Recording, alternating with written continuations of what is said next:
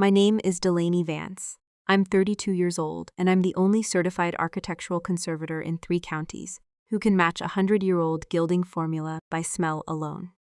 Tonight, at the dinner, where my sister paraded her fiancé like a prize. She'd won at a county fair. My mother cut me off before I could finish a single sentence about my work, and the whole table laughed on cue, like she'd rung a bell, only they could hear. What nobody at that table knew was that the quiet man passing me. The dinner, Rolls had spent 11 months trying to track down the person who restored his family's ballroom ceiling. He wasn't looking for my sister, he was looking for me. And what happened 4 months later, under that same ceiling, in front of a national television crew, is something my family still won't say out loud. I can. I've had 32 years of practice being the only honest person at that table. If you've ever been the sibling your family explained away before you could explain yourself, stay with me, because this one's for you. Drop a comment. If you've ever been the disappointing one at a family dinner, and subscribe to Shadow Drama Stories, because tonight you're about to watch a woman find out exactly what she's worth. The dinner was at my parents' house in Thornfield, Pennsylvania, and I knew it was a performance the second I saw the good china out. My mother, Carol, only brings out her mother's china for 2 occasions, funerals and audits. Tonight was the second kind. My sister Paige had made her signature glazed ham, the one she perfected the year.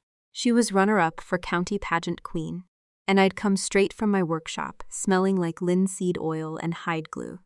Because you can scrub your hands twice, and the smell still lives in your knuckles like a confession. My mother seated me at the far end of the table, past the flower arrangement in what I privately call the overflow seat. That part was normal. What wasn't normal was the staring. All through the salad course, my family kept glancing at me the way you glance at a chipped vase. You're worried someone will notice, not with curiosity. With dread. My mother, my sister, even my father Richard, peering over his glasses and quickly looking away. I checked my blouse for stains. There weren't any. The fiancé was the only one who looked at me like an actual person. Weston tall, careful with his manners. The kind of man who turns his whole body toward whoever's speaking. He asked my father real questions about his woodworking hobby, and actually listened to the answers. My sister watched him the way you watch a winning lottery ticket you're afraid to cash. My mother watched him the way an auditor watches a spreadsheet that doesn't add up yet. And in between, everyone kept watching me, like I was a variable nobody had fully contained. I'd spent 32 years in this family, and I still hadn't cracked the whole code, but I knew the channel it came through. Something about tonight was fragile, and everyone had silently agreed. The fragile thing was me. I looked down the table at the flower arrangement, blocking half my view of everyone's faces, and thought, not for the first time, that my mother arranges centerpieces. The way generals arrange troops. Tall enough to matter, low enough that no one has to actually look at the person seated behind them. I'd sat behind carnations and stargazer lilies at more family dinners than I could count. I used to think it was an accident of her decorating taste. By 32, I understood it was a strategy, and I was the reason it existed. Then Weston turned his chair fully toward me and asked the most polite question in the world. So what do you do, Delaney? My mother set her fork down with the sound of a gavel striking wood. Let's not embarrass ourselves tonight, she said, light and bright, the way you'd say, pass the butter. And that lightness is exactly what made it land like a slap, because this wasn't anger.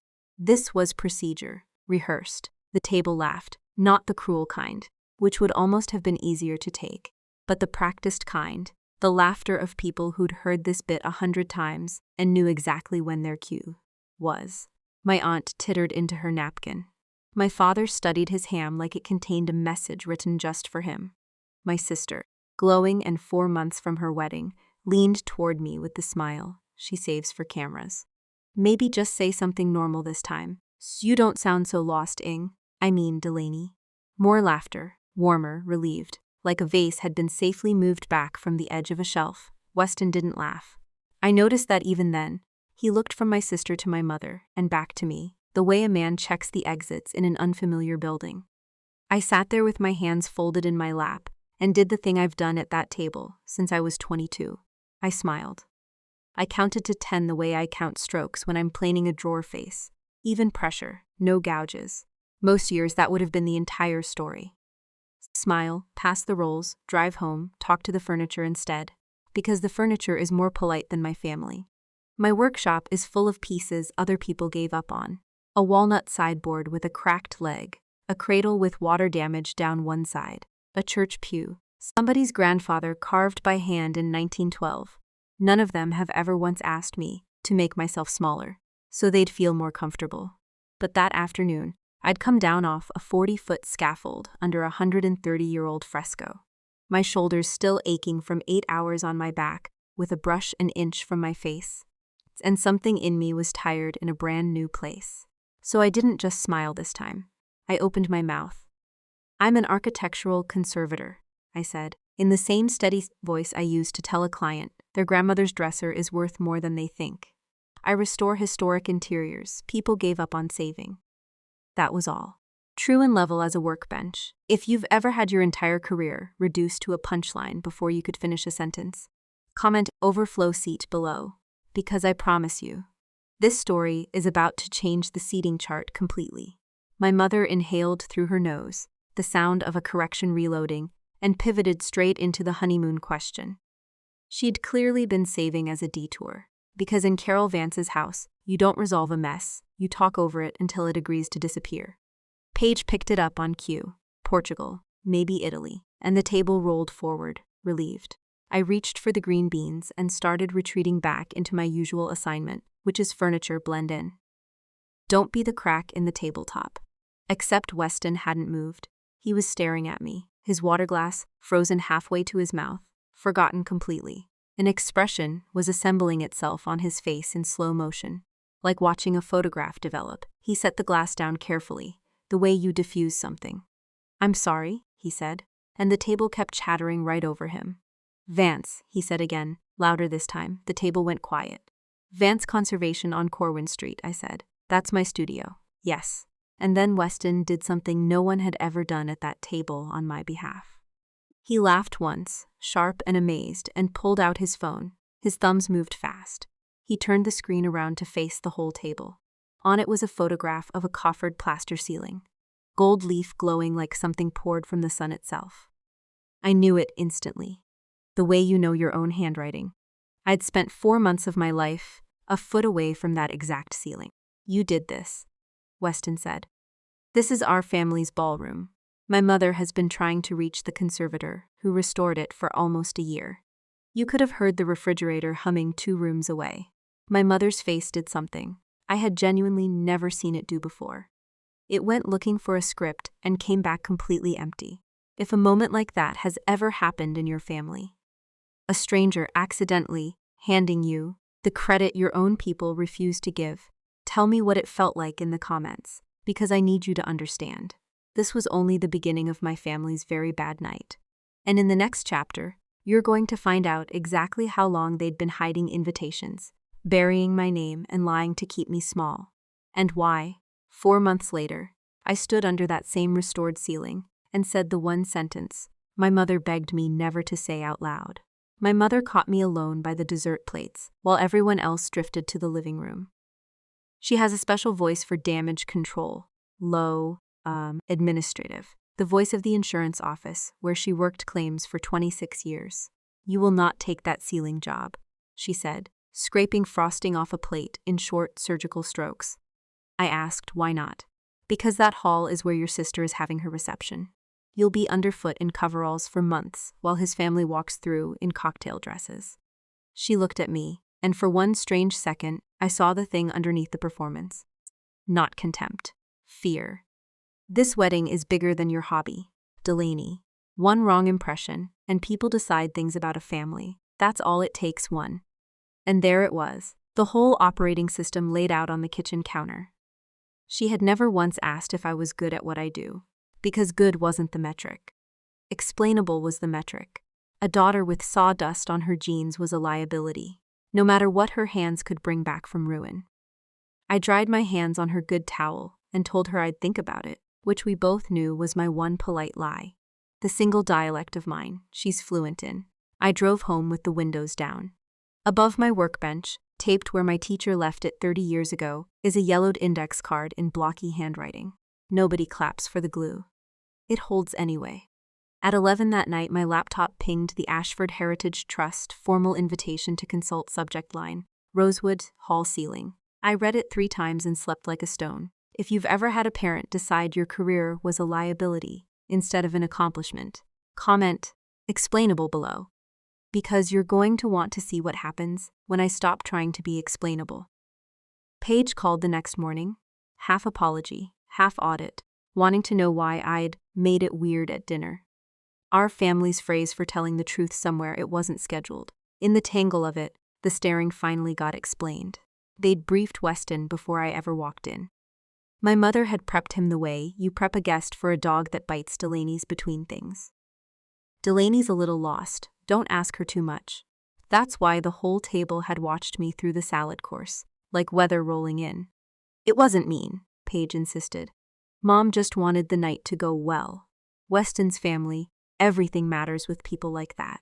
I said it sounded exhausting, and she laughed before she caught herself. Then quiet.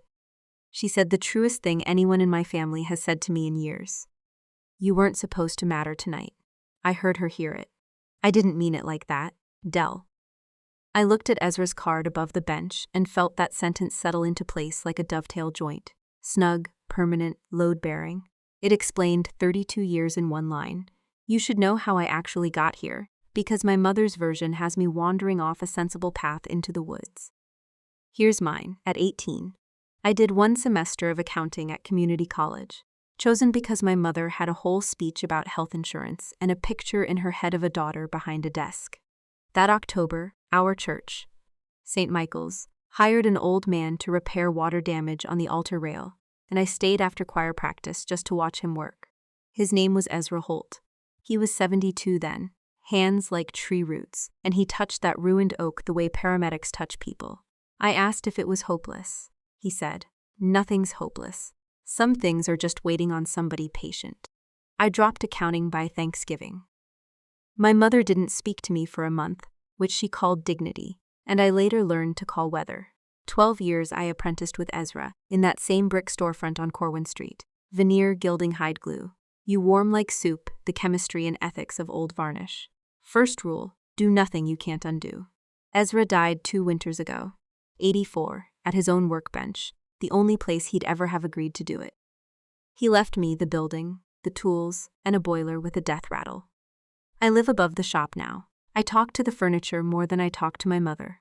The furniture is more polite. Here's the detail I didn't see clearly myself for years. The sign out front reads Vance Conservation. No first name, no photo in the local paper ever.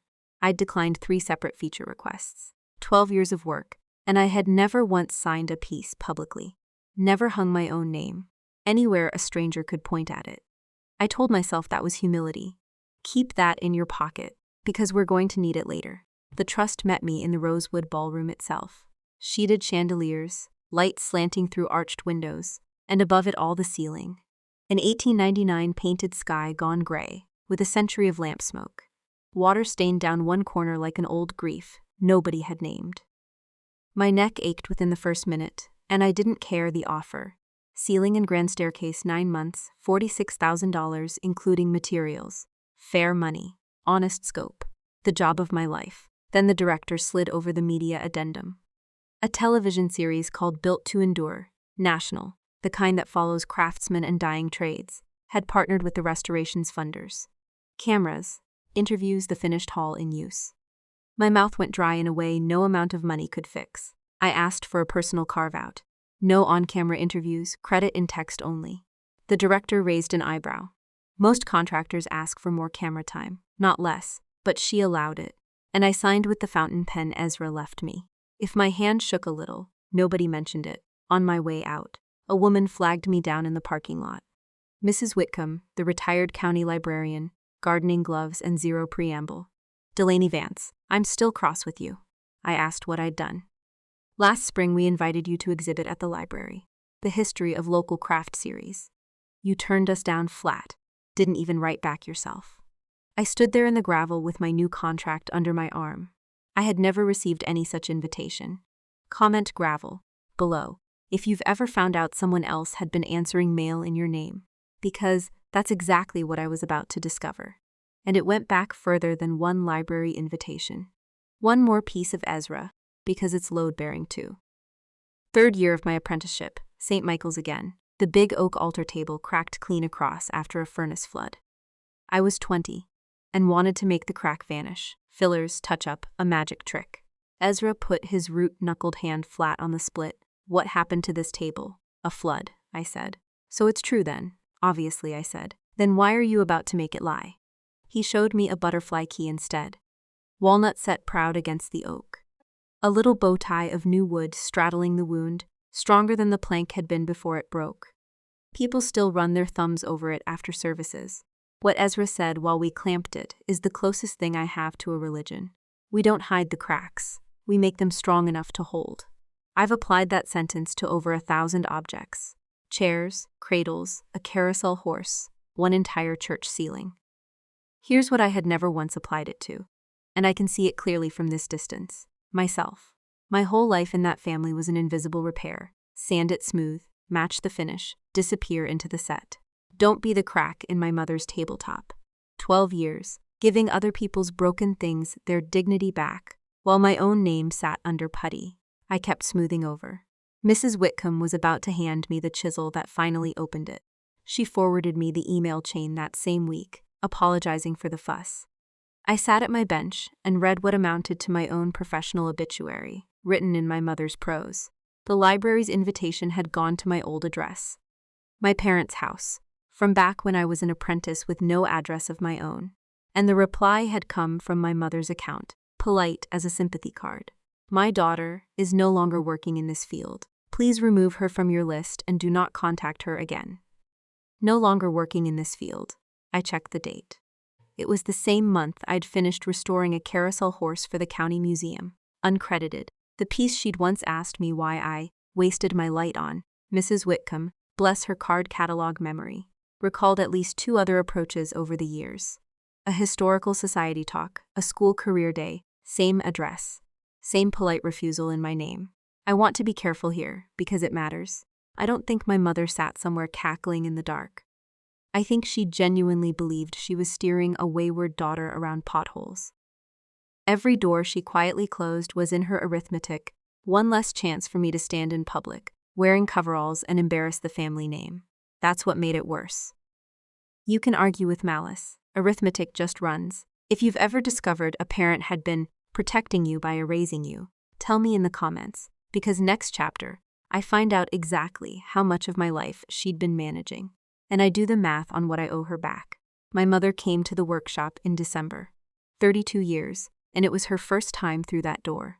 She stood in the middle of my shop, the racked lumber, the wall of clamps, a half-finished carousel horse waiting for its museum crate, and looked at none of it. Coat on, purse held in both hands, a woman refusing to check her bags into my life. Withdraw from the Rosewood contract, she said. I'll give you $25,000. More than the boiler costs. Consider it a business decision. I asked her to explain the business. She did.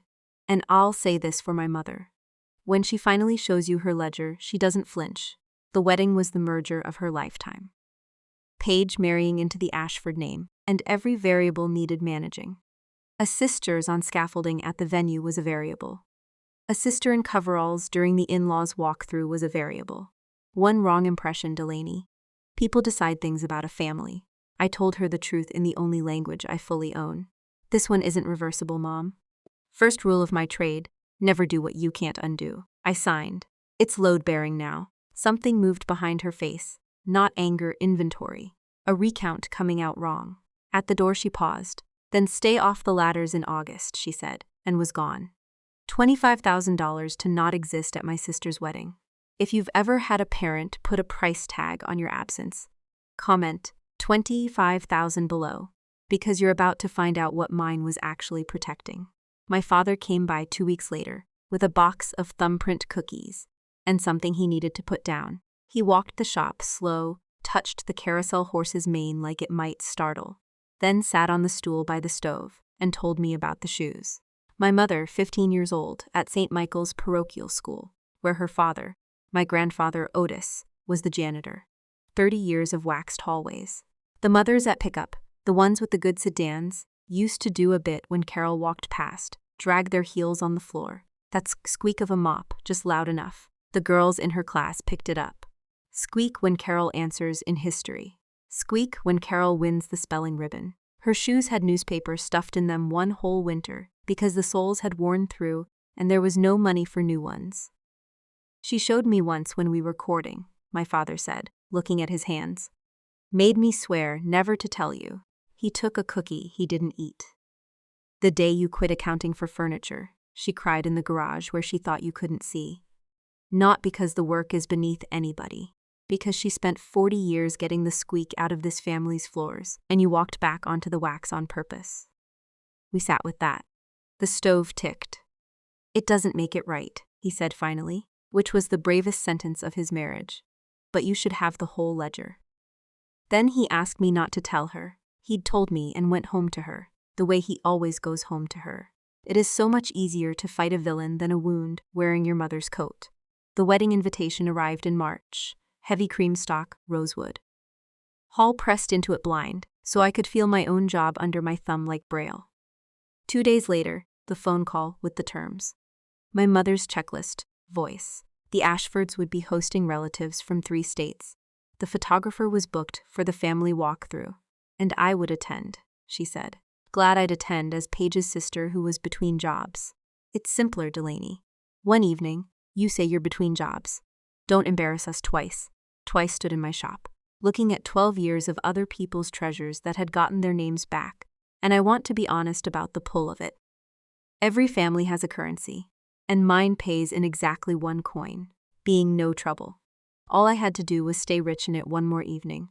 Instead, I looked at the RSVP card. It's 2 little boxes, its blank line for a name, and I wrote in the good ink, steady lettering, Delaney Vance, conservator, Rosewood Hall, attending.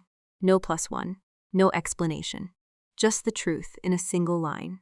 I walked it to the corner mailbox that same hour, so I couldn't talk myself out of it. And when the lid clanged shut, it sounded exactly like a mortise chisel seating home. There are cuts you can steam back out and cuts you can't. I understood, calmly and completely, that I'd just made the second kind comment.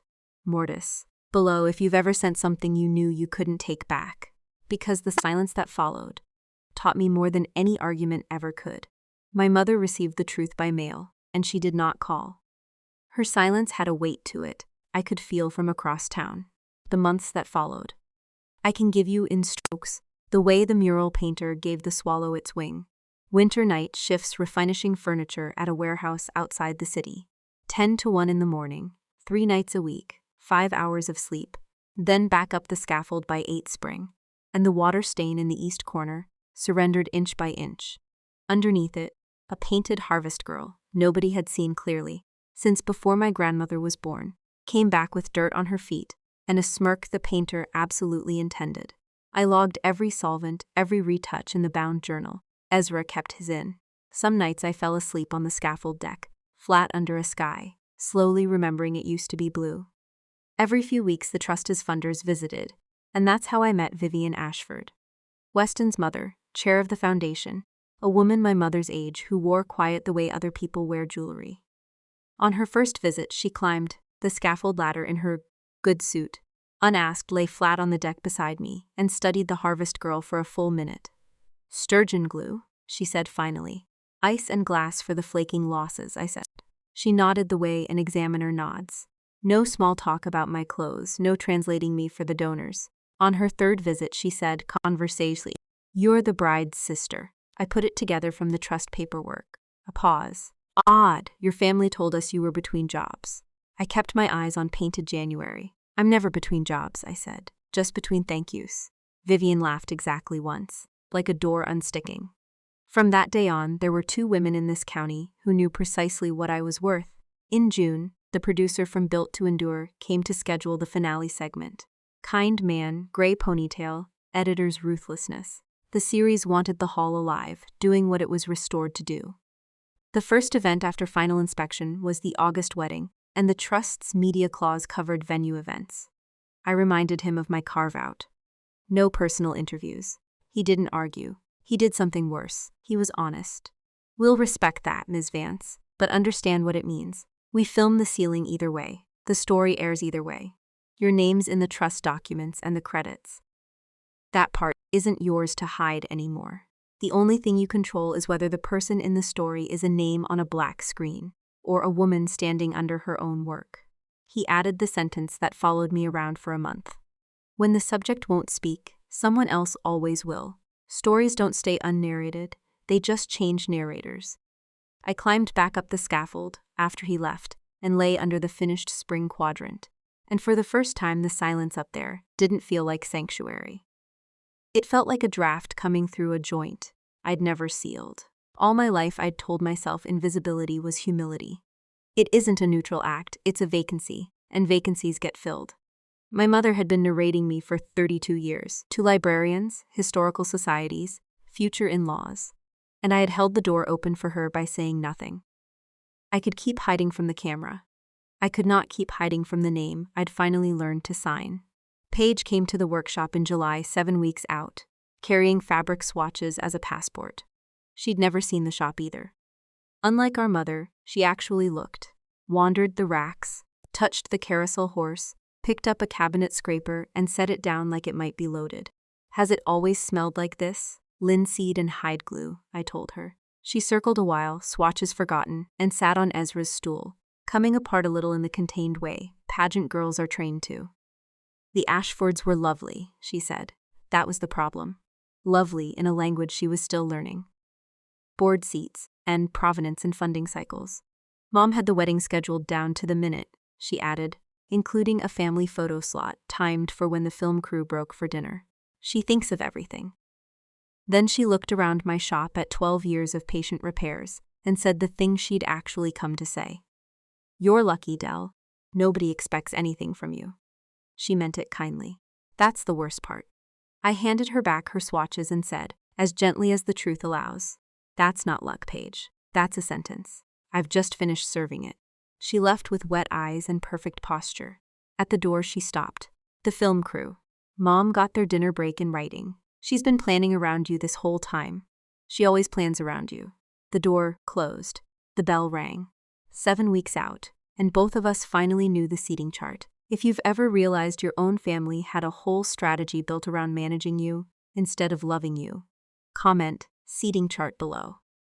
Because in the next chapter, that strategy meets a live television crew, a locked service hallway, and 32 years of me finally doing the math out loud.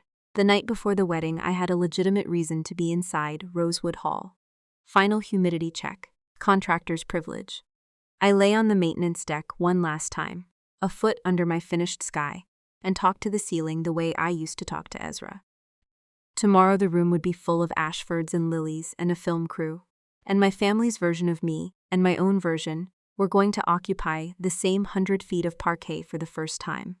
We don't hide the cracks. We make them strong enough to hold. I set my terms the way you set a clamp. I would go as a guest and a sister. Glad, because Weston is a good man and Paige under the pageant lacquer is still my sister. I would not perform, would not campaign, would not stand in front of a camera on purpose. But if the truth walked up and asked me a direct question, I was done lying to its face. That fit on an index card. It had taken 32 years to draft. My phone buzzed in the dark hall, the producer. Heads up. Someone from your family called the network today, introduced herself as the family spokesperson. Wanted to preview our questions. Of course she had. Narrators don't retire gracefully, they get replaced. He'd declined her. Network policy, and per the transparency clause, was obligated to tell me. My mother had called a national network to manage my footage. All she'd accomplished was making sure I heard about it with a full night to think.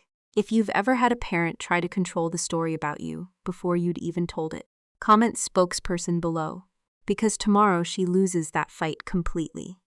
Wedding morning was blue and merciless. My phone lit up at 9 Paige. Just keep it vague tonight, Dell. Please, vague. The family's word for me in the end. Not a lie, exactly. A soft focus. I sent the only thing true and kind at once. I'll be exactly your sister, promise. I put on this glass green dress, the only thing I own that has never been near a shellac pot, and looked at myself in the mirror over Ezra's wash basin. Not between jobs. Not a little lost. a woman with 9 months of a ceiling in her shoulders, and her own name freshly cut into bronze, walking into a wedding where the script called for her to be scenery. The wedding itself was beautiful, without a gram of irony. The hall drowned in white lilies. When Paige came down the grand staircase, my staircase, every baluster of which I'd cradled like a patient, even I forgot to breathe. My mother ran the event like a conductor, every variable managed, almost every variable. Through the ceremony and reception quietly, on long lenses from the gallery, the built-to-endure crew was filming the room being alive, and the room, my room, performed over all our heads. Guests kept glancing up, that little upward drift of chins. Ashford cousins, from 3 states asking each other who. Vivian Ashford raised her champagne to me across 40 feet of parquet, a toast the size of a secret. The producer noticed, tracked it back to me, checked his watch against the light. My mother's negotiated dinner break was in 20 minutes. The segment, I understood with total clarity, was not. He crouched by my chair. Lights in 10 minutes.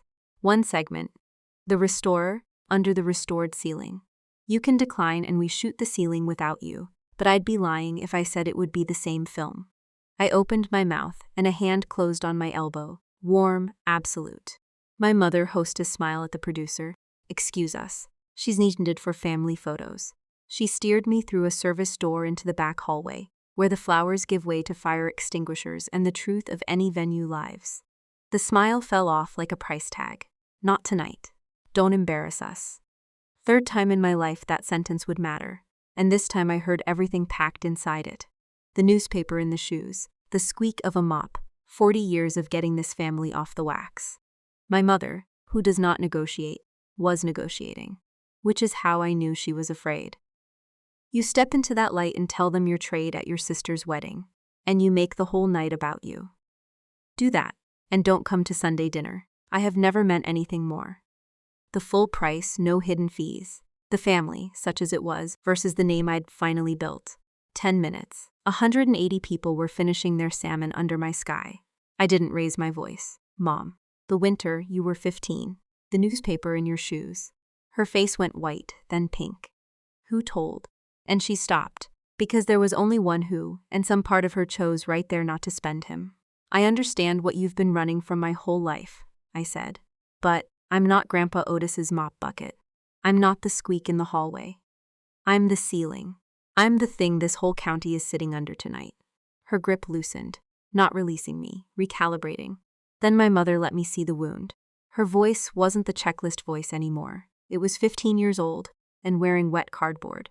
Respectable is all I have, Delaney. It's all I ever had. I know, I said, and meant it tenderly. I'm giving it back to you, all of it. I'm only taking my name. I lifted her hand off my elbow the way I lift a clamp when the glue has finally set. No yank. No drama. Because the joint is either strong now or it never will be. You'll regret this, she said quietly as I walked toward the service door. For the first time, it sounded less like a curse and more like a question. I pushed the door open into the light. The camera was already running. They killed the uplights and brought up the ceiling wash. And 180 conversations rolled to a stop, as an 1899 sky ignited over the reception. People who'd eaten under it for 2 hours saw it for the first time. Into the hush, the host asked soft, "And who are you?" Delaney Vance, I said. I restored the ceiling. 9 months, 127 years. A ripple of laughter and awe, getting along for once.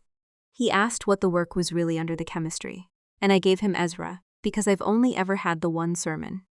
My teacher used to say, "We don't hide the cracks. We make them strong enough to hold. Everything up there has failed at least once. That's not the shameful part. That's the load-bearing part." I watched that land. On the trust director, on my father at the edge of the parquet, hands folded, crying without fuss. Then the question I'd braced for. Your family's here tonight, I'm told. Who gets the credit for all this talent?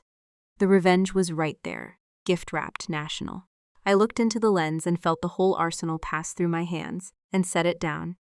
My teacher was Ezra Holt, who restored this hall the first time, in 1987. Everything else I owe to this room. Applause took the hall like weather. Weston stood first, Vivian second, then everyone. My sister in white, both hands over her mouth. The camera panning the family table found one chair empty. its napkin folded with terrible neatness. My mother had left before the lights came up. She missed her own triumph. My father stayed, holding 2 glasses of champagne like evidence. Finally, he touched my sleeve. The janitor's granddaughter, look at you. Paige found me by the plaque later, mascara gone abstract. You didn't lie this time, she said. I never did. She looked up at the ceiling for a long moment. Doing math, it takes most people decades to finish. It's the most beautiful room I've ever seen, she said. It just needed somebody patient. That night, upstairs over the shop, my inbox did something it never had. 4 museums, 2 churches, an auction house, a university program, all before midnight, and 1 text from my mother, timestamped 9:41. The plant would have looked better. I laughed alone until the kettle joined in. I didn't answer.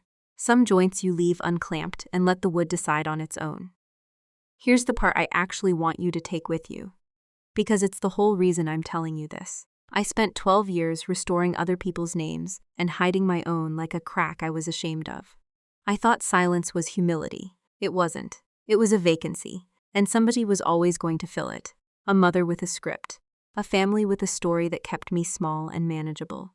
Nobody hands you your name back. You have to sign it yourself in the good ink, on the line that says attending, and mail it before you can talk yourself out of it. A year on, the shop is booked out 3 years. I hired 2 apprentices. The boiler is new. I paid for it myself.